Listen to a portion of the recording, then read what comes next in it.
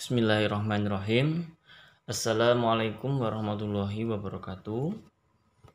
Ya, berjumpa lagi ya dengan saya Bapak Nur Dwi Sukmono dalam mata kuliah komputer anak usia dini ya.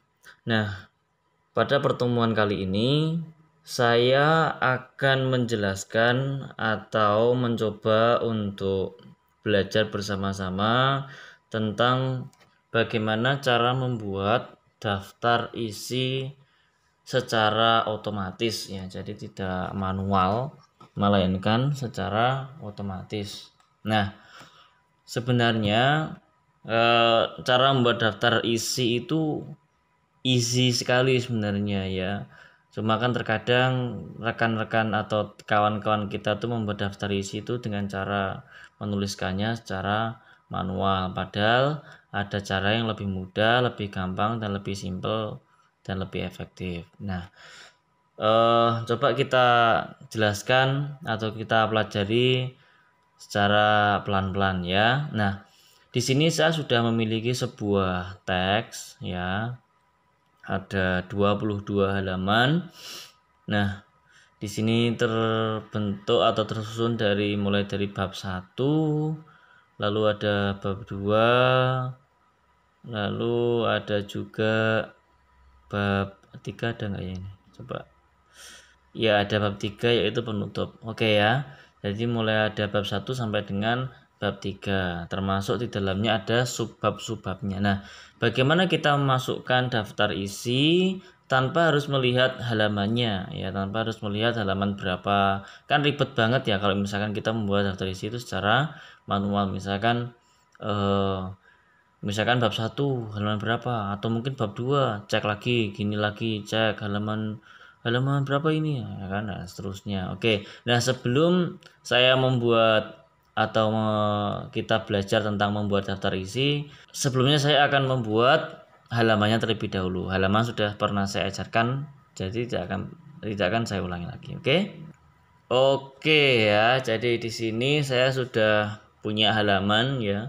Kita buat halaman yang sederhana saja, tidak sesuai dengan peraturan. Harusnya kan kalau bab itu ya benar di bawah, cuma kalau bukan bab dia harusnya berada di kanan atas ya. Ya ini karena ini contoh saja biar kita bisa mengetahui nanti halamannya benar atau tidak. Kita buat seadanya dulu saja. Oke, mari kita pelajari bersama-sama ya. Langkah pertama adalah pastikan dulu ya. Jadi kita harus mengetahui di sini ada fungsi heading 1, heading 2, title ya. Ini berguna ya, bukan tidak berguna. Mereka itu berguna ya. Jadi terkadang kita tidak menggunakannya. Padahal di sini ada kegunaannya di sini ya, heading 1, heading 2 ini. Nah, kegunaannya untuk apa ya? Kegunaannya salah satunya adalah untuk membuat daftar isi. Oke, coba ya. Nah, di sini ada bab 1. Bab 1 pendahuluan ini kita anggap dia sebagai heading 1, artinya dia nanti posisinya berada di paling kiri ya. Kita klik seperti ini. Loh Pak, kok berubah ke kiri? Iya, memang seperti itu. Maka kita harus atur kembali dengan cara ya kita sesuaikan saja apa yang tadi sudah terformat ya, misalkan seperti ini. Oke, karena di sini ukurannya harusnya bukan 16, kita turunkan menjadi 12. Oke ya, seperti semula. Nah, di sini. Nah, langkah pertama adalah seperti ini. Nah, lalu bab berikutnya sama. Kita buat dia sebagai heading 1 semua. Caranya tidak usah mengeklik satu persatu, kemudian heading, kemudian edit lagi, ya edit ketemis Newman lagi, lalu mengecilkan huruf lagi ya. Tidak usah seperti itu. Caranya cukup mudah. Ini kita copy, ya ini kita blok seperti ini. Nah, lalu kita copy format, bukan Ctrl C, tapi kita copy format, ya format pointer di sebelah kiri, ya di sini ada format pointer, ya. Nah, format pointer. Nah, kita klik seperti ini, lalu kita cari bab 2. Oke, nah di sini sudah ketemu bab 2. Caranya, ini kita masuk ke tulisan, tunggu sampai kursornya berubah bentuk seperti ini ya, ada gambar kuas itu ya, ada kursor dan kuas di sebelah kirinya. Nah, itu kita klik kiri tahan, lalu kita blok sampai pada tulisan bawahnya ini. Oke, sama seperti pendahuluan tadi ya, di bawahnya juga disertakan. Kalau sudah, dilepas klik kirinya. Oke, otomatis dia akan mengikuti sama seperti bagian pendahuluan. Coba kita cek, klik sama dia Times New Roman. Di sini ada heading 1. Kita cek di bagian bab 2 juga, di sini Times New Roman 12 lalu heading 1. Oke, berarti sama. Berikutnya sama ya, kita format pointer lagi. Nah, tapi yang dinamakan format pointer itu hanya bisa digunakan satu kali, tidak seperti copy paste. Kalau copy paste itu kan dia misalkan kamu copy sekali, kamu paste berulang kali bisa. Sedangkan di format pointer itu tidak bisa. Kamu sekali menggunakan format pointer ya dia sekali digunakan. Sehingga kalau mau mengkopinya lagi ke bab 3 atau bab selanjutnya, maka kita harus melakukan hal yang sama seperti tadi. Kita blok seperti ini lalu pilih format pointer. Ya. Pak, ya sama saja seperti membuat langsung klik headingnya kemudian Times New Roman kemudian atur ukurannya. Ya enggak, ini kan hanya satu langkah, kamu hanya ada 3 langkah, pasti akan lebih mudah yang ini ya. Oke, kita cari bab 3-nya ada di mana. Oke, kita ketemu ya bab 3-nya di sini. Sama, ditunggu kursornya sampai berbentuk apa? Kuas. Oke, klik kiri tahan lalu geser ke kanan sampai ke penutup. Jangan lebih seperti ini ya, hanya sampai di sini. Oke, kalau sudah kita lepaskan klik kirinya. Oke, sudah terformat ya, sama ya, ada heading, kemudian Times New Roman, bot, lalu di sini 12. Oke, sama ya. Oke, kalau sudah. Nah, selanjutnya kita membuat atau memformat bagian subbabnya. Karena di bagian pendahuluan ini tidak ada subbabnya, maka kita berarti langsung beranjak ke bab 2. Di bab 2 ada subbabnya. Nah, subbab itu bagiannya adalah pada heading 2 ya. Nah, ini caranya sama. Bagian subbab ini kita blok seperti ini ya.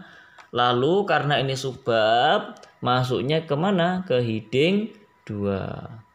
Oke, seperti ini ya, ke heading 2.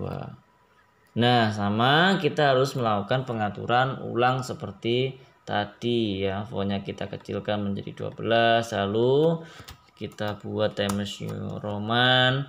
Nah, karena di sini masih italik, italiknya kita buang. Lalu karena tadi pakai huruf alfabet, lalu kita buat menjadi alfabet seperti ini. Posisinya kita geser seperti ini. Oke, jadi ya, ada berapa langkah tadi? Yang pertama tadi kalian harus membuat Times New Roman, kemudian mengganti fontnya menjadi 12, lalu italiknya kita buang, lalu masih ada membuat alfabetnya. Oke ya, untuk menghemat itu maka kita menggunakan format pointer. Lalu kita cari subbab berikutnya. Oke, kita cari subbab berikutnya. Nah, di sini ya, harusnya ini B karena tadi A-nya bergeser ya. Karena tadi kita hapus kan. Nah, maka di sini pastinya harusnya B. Caranya sama, kita klik kiri tahan ya, lalu geser ke kanan. Seperti ini. Dilebihkan ya, karena di depannya ada format alfabet atau numbering. Oke ya, dilebihkan seperti ini. Kalau sudah, kita lepas. Oke, jadi ya, dia sudah memposisikan seperti yang format A tadi. Oke, sama kita lanjutkan ya.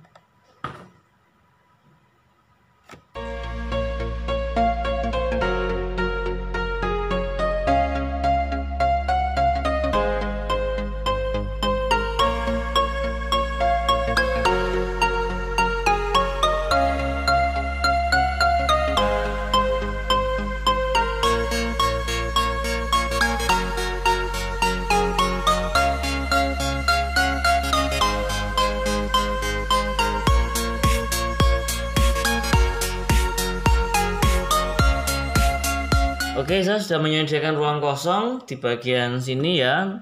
Sebelumnya tadi sudah saya buat subbab dan babnya ya. Saya percepat saja karena biar cepat. Karena tadi kan cukup banyak juga subbabnya, daripada menghabiskan waktu ya, saya percepat. Oke, nah intinya di sini kita sudah selesai membuat atau meletakkan heading 1 dan heading 2-nya ke bagian bab dan subbab. Nah, setelah itu kita masuk ke referen. Ya, masuk ke referen. Nah, setelah masuk ke referen, kalian pilih di paling kiri ya. Paling kiri itu ada tabel of content. Ya, tabel of content. Nah, itu kalian klik bagian panahnya lalu pilih yang paling atas ya. Pilih yang paling atas. Oke. Sudah diklik begitu saja sudah jadi. Nah, cukup mudah kan? Nah, nanti di sini kita tinggal menuliskan misalkan yaitu daftar isi. Oke. Seperti itu ya. Kita cek yang paling tengah ya, karena biasanya yang paling ribet yang bagian tengah.